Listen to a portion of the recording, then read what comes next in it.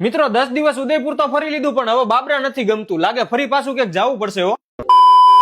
તો જય હિન્દ અને જય માતાજી મિત્રો, હું છું હિતેશ પ્રજાપતિ ને ફરી એકવાર સ્વાગત છે આપનું જિંકલ સલોન ના મિની બ્લોગમાં. તો મિત્રો નાઈ ધોઈને આપણે જતા હતા સીધા સલોનમાં અને જેવો જ તે દરવાજો ખોલ્યો ને તા સામે આ જણ ઉભો હતો. અને ઈ જણ કોણ છે ઈ તો તમને બધાને બહુ સારી રીતે ખબર છે. ઈ છે આપડા હિરેન મસાલિયા. હિરેનભાઈ આપડા સવારમાં સ્કિન કેર કરતા હતા. પાછો મારી સામું ઈ રીતે જોતો હતો જાણે કેમ મેં કઈક લૂંટી લીધું હોય એનું. પણ મિત્રો ખરેખર તાવડી માથે આપણે ગમે એટલો પાવડર લગાડી કાઢીને કાઢી જ રહી, ઈ કોઈ દી ધોળી ન થાય. શું કેવું તમારું? માતાજી સુખી રાખે યાર, આ ઘા સહન નથી થતા હવે.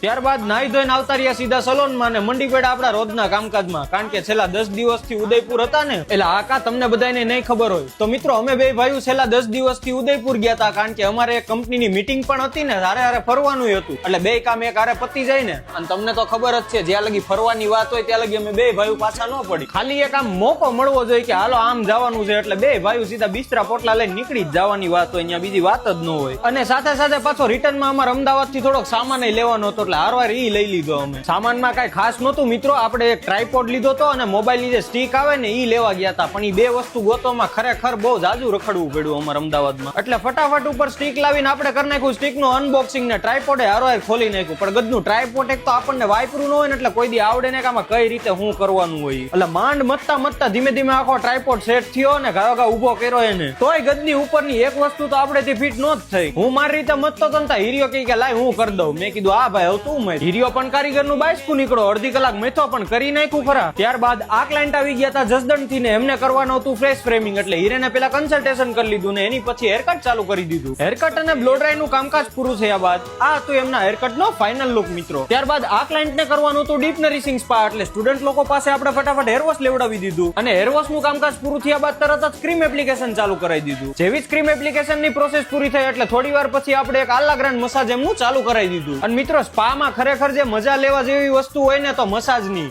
એમ જ થાય, આપણે હુઈ જ આવી. ત્યારબાદ આ ક્લાયન્ટ ને કરવાનું હતું ફેસ ફ્રેમિંગ. એટલે હિરેને ફટાફટ એમનું ફેસ ફ્રેમિંગ નું કામકાજ ચાલુ કરી દીધું. અને કટિંગ ની પ્રોસેસ પૂરી થઈ એટલે સ્ટુડન્ટ લોકોએ ફટાફટ બ્લો ડ્રાય ચાલુ કરી દીધું. હેરકટ અને બ્લો ડ્રાય ની પ્રોસેસ પૂરી થયા બાદ આ હતું એમના હેરકટ નો ફાઇનલ લુક મિત્રો. અને ખરેખર એમના ઉપર બહુ શૂટ થતું હતું. પછી તો સલોન નું બધું કામકાજ પૂરું કરીને બે ભાઈઓ આવી ગયા રૂમમાં અને કરી દીધી પબજી રમવાની ચાલુ. કારણ કે પબજી ના તો અમે બે બહુ જૂના ને જાણીતા પ્લેયર છીએ. તો ફાઇનલી મિત્રો આજનો દિવસ બી થઈ ગયો છે પૂરો. કાલે ફરી મળીએ નવા બ્લોગ સાથે, નવી મોજ મસ્તી સાથે. લાઈક કરો, ફોલો કરો ને શેર કરો. ને હા, મારી યુટ્યુબ ચેનલ ને સબસ્ક્રાઇબ કરવાનું ન ભૂલતા હો. Thank you so much.